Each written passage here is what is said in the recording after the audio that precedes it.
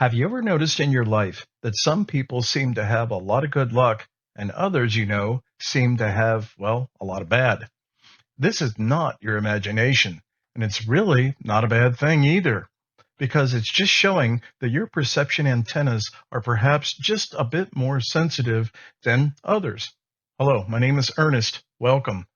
And what I talk about in this series are the unfortunate consequences of ignoring one of the greatest abilities you naturally possess, perception. So with no ado, let's dive right in. I'm going to tell you absolutely everything you need to know to achieve happiness and success. Yeah? Really?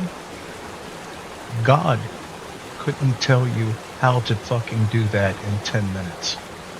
But I can at least give you a pretty good start. Hello, this is Ernest. Welcome. Every time I go on to YouTube, there is one hyperbolic individual or another explaining how they can completely fix my life, and then proceed to go into what appears to be a methamphetamine-assisted word salad diatribe that is simultaneously prescriptive and incomprehensible. If you know what I'm talking about and you're tired of it too, you've come to the right place because you've tuned into a stable vibration. If you want to understand happiness and success, it is directly related to and proportional to your purpose. As a matter of fact, purpose is the foundation of your happiness and success. So since that is the case, since we're talking about foundations, we absolutely must talk about purpose.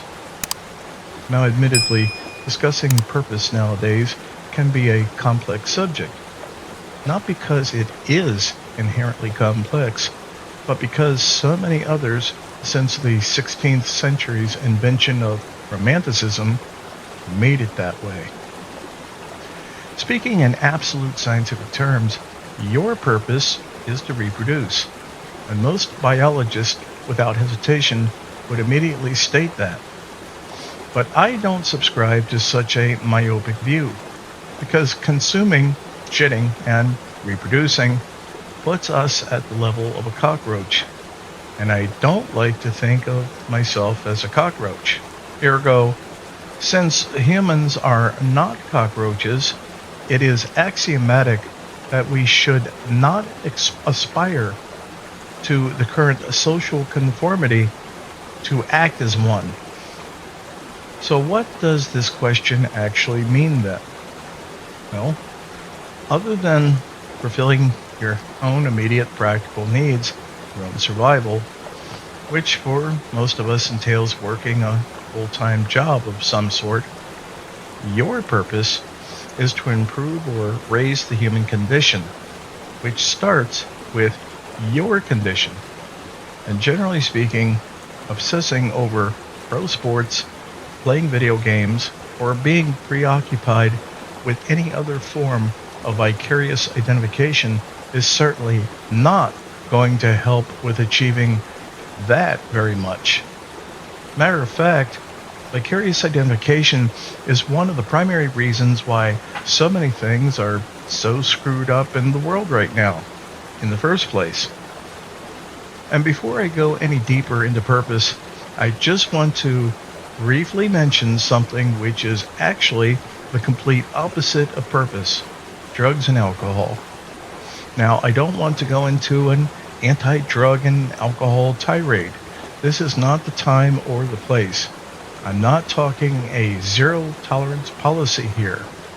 There's nothing wrong with having an occasional glass of wine.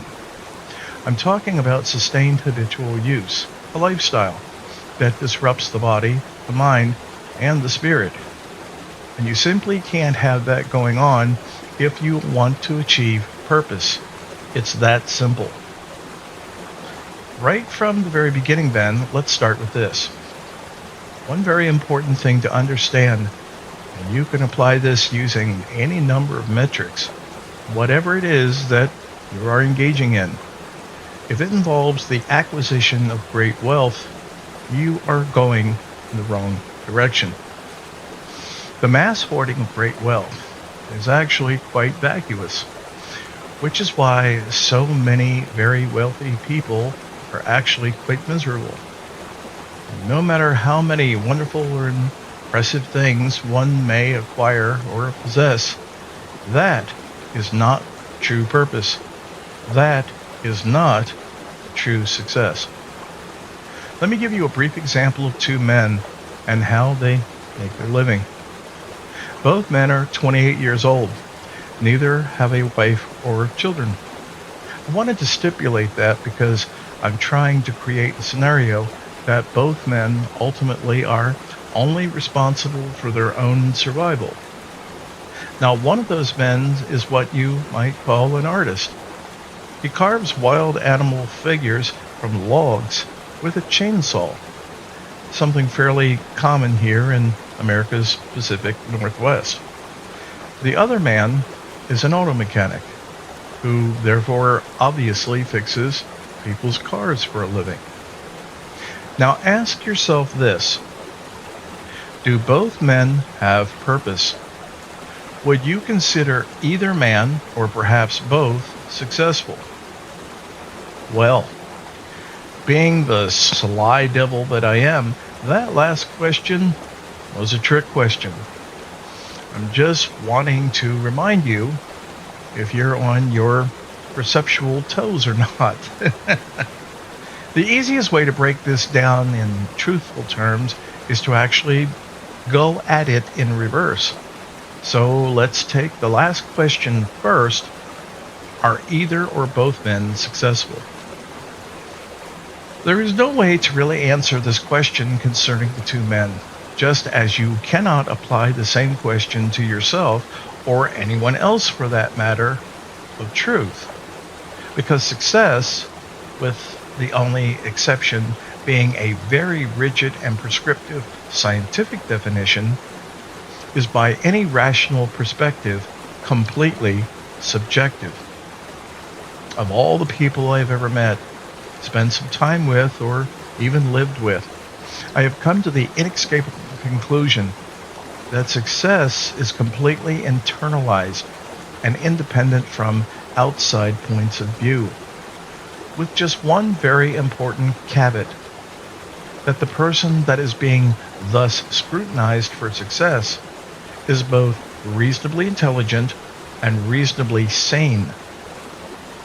Damn, I wonder how many people in America I just eliminated.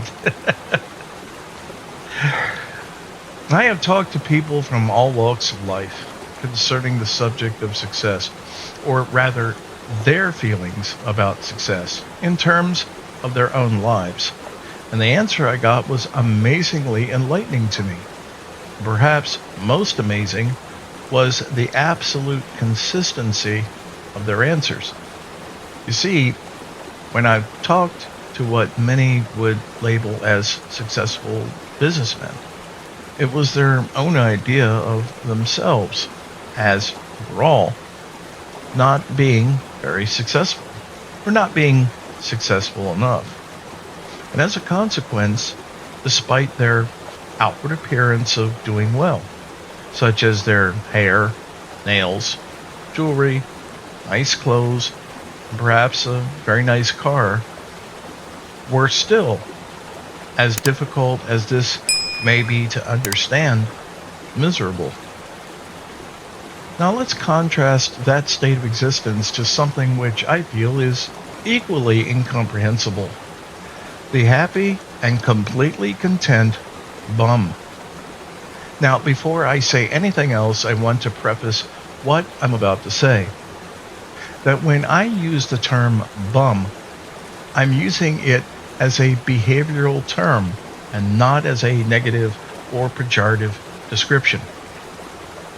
The vast majority of people surviving, I don't refer to it as living, on the streets today suffer from mental health issues, which may be compounded by drug or alcohol abuse, or the millions of Americans that have ended up on the streets by absolutely no fault of their own, just by simply losing their jobs due to forces completely out of their control.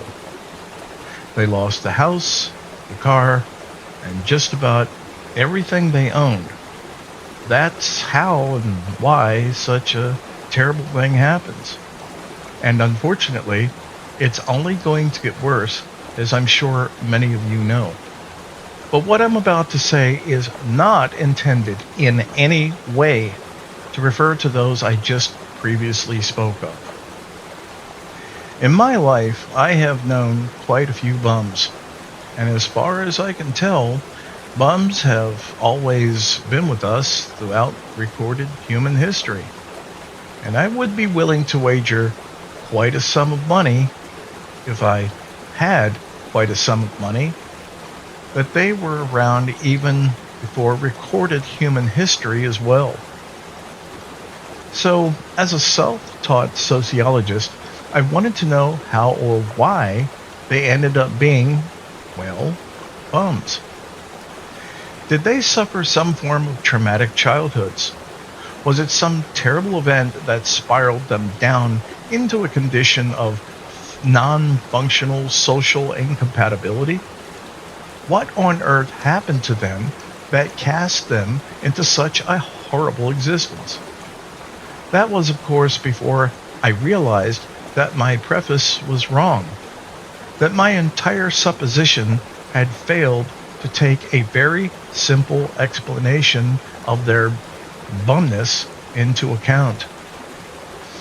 Much to my initial shock, the answer I got over and over and over was none of the above. They simply loved, in fact, being bums, and had absolutely no intention whatsoever to do or be anything else for the rest of their lives. What I noticed they all had in common was they hated conformity and they hated responsibility. So, long story short, when I asked what to me seemed like a ridiculous question to ask them at that point, if they felt successful in life, practically all of them, without any guilt or hesitation, said yes. All I can say, it's a good thing I didn't ask them about purpose, as I believe their extremely unconcerned and successful heads would have exploded. So hopefully I was able to give you the sincerest answer to the second part of this question concerning success. Now, let's move on to purpose. Purpose, by comparison, for a man, is far simpler. But before I speak of this, there is just one thing I ask that you bear in mind. Purpose for a man is not the same as responsibility. They are two entirely different things, and certainly a subject for a future episode. Now, getting back to the original question of whether either man or both had purpose, that's fairly easy to explain. The man creating wild animal figures by carving them out of logs with a chainsaw, and I'll explain why. The natural state of happiness for a man, generally speaking, is complete control of his actions. Now, you might be surprised to know this, but that is the absolute simplest core truth about a man's being, his nature. And when he has that, even though an outsider may think what he's doing or engaged in looks terrible, he is internally happy. Because no matter how small, he is the master of his own ship. And that is something which goes to the core of a man's being.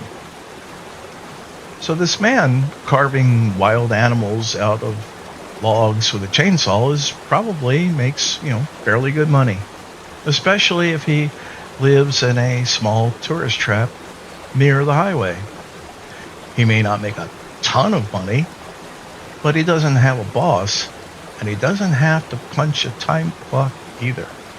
It simply feels good to him because, for better or for worse, he is the captain of his proverbial ship. Now compare that life to the auto mechanic. The auto mechanic should most certainly, if he's any good, make much more money than the first guy. And although there are many good things you could say about him, he is certainly not an artist.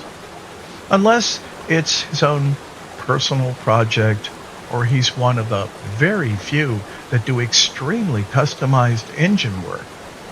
He's more or less, he does the same jobs over and over again, and he has to do them quickly, day in and day out, to earn a living.